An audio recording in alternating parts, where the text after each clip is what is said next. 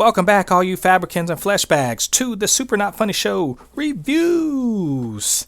I am Mo Thépuppét, your friendly neighborhood fabricant and commenter extraordinaire on all things pop culture. Today, I'll be giving you my thoughts on the latest episode of The Stand, streaming on CBS All Access, soon to be Paramount Plus, coming March 5th. And it is episode 8, the penultimate episode, entitled The Stand. Was it good? Was it bad? And should you be watching? Let's find out, because I have opinions about things. All journeys must come to an end. And for one as rocky, unevenly paced, and dramatically stylized as this one, what better place than in the dark heart of New Vegas?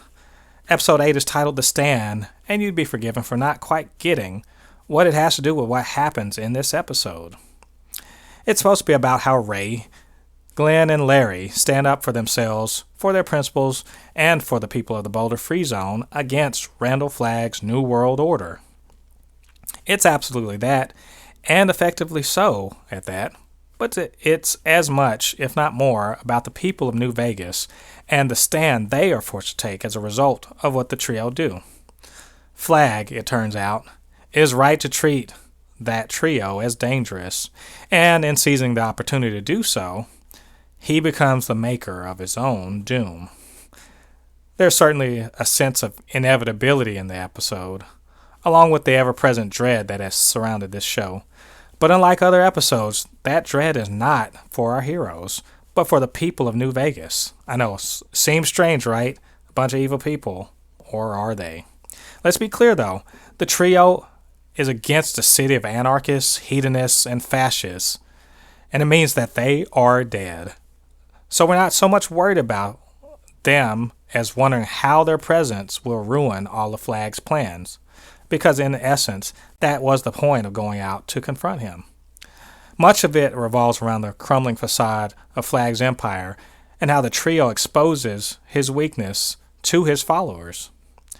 The show exhibits this conflict in the way the trio wakes up key villains like Nadine and Lloyd, and the random people in the crowds who give voice to their misgivings about Flagg. The episode moves pretty snappily, which makes some of the come-to-Jesus moments seem weird, but feels right considering the avalanche that is the collapse of Flagg's empire. It wants to say that ideas are more dangerous than force, but considering the literal Deus Ex Machina, I think I said that wrong, Deus Ex Machina, whatever, climax to the episode, it rings a little hollow. This isn't the show's fault, because the bad ending is a Stephen King hallmark. We do get some effective character moments, though, a good amount of body horror, and that Deus Ex Machina is pretty cool to see in action. Overall, I really enjoyed this episode. Probably more than I liked the first episode, just for the sheer amount of stuff going on and the dramatic conclusion. There's a certain pleasure to be taken in watching a shining edifice crumble so chaotically and so definitively, and watching Flagg's comeuppance was very fulfilling. I think I'd have liked Skarsgård's Flagg to have been better realized, but that's a small complaint. I kind of want to see more of the awfulness of New Vegas, and maybe it's best that we didn't, but it would have been interesting. There are only a few narrative threads left for the final episode, and there's a promise of a new ending from Stephen King, and I'm really looking forward to it. So that's my review of, my spoiler-free review, by the way, of The Stand Episode 8, The Stand, on CBS All Access. Did you like my review? If you did, go ahead and hit that like button. You can also leave a comment down below or hit me up by email at supernotfunnyshow@gmail.com or on Twitter at supernotfunnys1. If you're not subscribed, please do so right now. And you can also hit the notification so you can know when our next content is being dropped. And I thank you so much for joining us for this spoiler-free part of the review. And if you haven't seen the episode yet, go ahead and get out there and watch that episode so you can come back for the spoilers. Cool? We'll see you next time. Are they gone? Yeah? Alright. You know what time it is? Spoiler time! Let's get into the spoilers and speculation. Not much speculation actually left. The last episode is really going to be the coda, the denouement of the story. There are some things left for them to cover, but not too much. I'm actually curious how they're going to fill that last hour, because there's really not too much left to say. So, but in this episode, we see Glenn, Larry, and Ray caged up, ready in jumpsuits, orange jumpsuits. Why orange jumpsuits? It's, I guess, to be demeaning. It's dumb, though. Really stupid. But I get the point. I think Glenn is super insightful in this episode. He's reassured the flag is what he suspected. Just a fascist leading a bunch of scared and fearful, lonely and people using fear and projection onto enemies. And he's just weak. And it's funny that Glenn knows this guy has some kind of power, but he sees that power isn't very powerful actually in action. We get the show trial. That's like it's a WWE match in a courtroom. Glenn's speech confirms that at least some of Flag's powers, I suspected this. I know I didn't mention it, but I suspected Flag needed someone to worship him. He needed people to worship him to make himself more powerful. And it seems to be confirmed in how his speech keeps Flag from floating using that power. And it exposes Flag's weakness. And Lloyd's murder of him on the TV, broadcast just awakens the misgiving that others have of New Vegas and Flag himself. I do like the vulnerability that Ray showed, because she's been a tough woman throughout the show, and just admitting that fear of pain and a slow, painful death just kind of knocks her over, and she and Larry are able to lean on each other. It's really nice. We see Nadine's transformation, which we saw at the end of last episode, but we really see it here. And it's especially interesting in the way that Larry has a connection to Nadine, which survives her ordeal with Flag in the desert, and her spell that she seems to be under, and just being able to show her, make her see herself, seems to dispel that and make her see what's real. And it's interesting that Larry just doesn't hate her. He recognizes there's two people in Nadine, just like Joe said.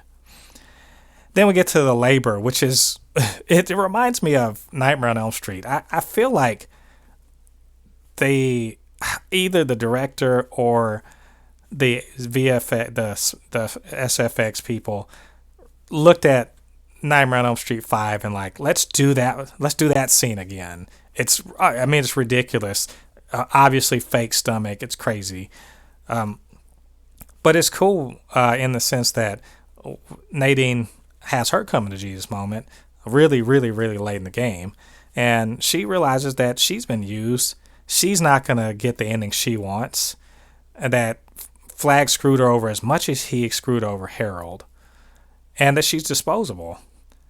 And all of Flag's nonchalance and his hollow assurances don't mean anything to her. And so she takes, and the only bit of agency she has left at this point, and chooses not to bring his demon seed into the world, but instead to take her own life, because Larry was right. I do wonder about how the hell she was able to break that glass. That stupid little stone, really. Her suicide exposes. This whole episode's about Flag being exposed as a fraud. He's got some magic, but he's really all talk. He's like the stock. He's like a stock market. Stock in the stock market's only as valuable as people think it is, and as anything that shakes that confidence makes it go down. I love Kojak in this. Not enough Kojak, but where he was, he kicked ass, beating the hell out of that wolf, which I think was an angry Randall Flagg going to finish off Stu and getting totally owned again by Kojak. Flag's mad weak in this thing. Super weak. I love how Ratwoman and Lloyd are just like super terrified, freaking out. Like, what the hell are they? What is Flag gonna do? Is he gonna take it out on us? He's gonna kill us? And just throwing each other in front of him like he's a rabid wolf or something like that. It's crazy. Again, Flag just being mad weak in this episode, sending down Nadine's head to make, I guess, to take Larry's, I guess, his whatever his will to fight or whatever. It's ridiculous. It just makes Larry realize that everything's coming undone. They don't have to do anything. It's fucking itself up, and he's just at peace and able to face what I'm sure he realizes is his imminent death. I'm sure this was not accidental, but notice how the New Vegas crowd sounds an awful lot like certain political rallies, which shall remain unnamed, that they sound a lot like it. Just think of the chants. Again, just Flag just continue to be just laming out here at the end. First of all, think about this. I really want you to think about this. He not only didn't know that, his supposed knowledge of everything. Mother hers failed early on. His failed later, but he had zero idea that Mother Abigail's dead. Why? How could he not know that? Maybe he just didn't care. Why would he trust trash to get a nuke? You know what? Even better than that. Why would he have a show trial and public execution of these people? It's like he's no sense at all. He wants to show people that he's all badass and powerful. How badass and powerful can you show yourself to be if you're crushing roaches and wanting people to applaud you for that? It's of course Glenn's right about this. I think he had a sound idea to nuke Boulder, but can this motherfucker fly a jet? This is what I'm talking about. What are these ideas? Why you got all this magic it over there? But of course I think we've seen that his magic is fairly limited. He was just selling freedom, quote freedom, and it's really just fear and hate and violence.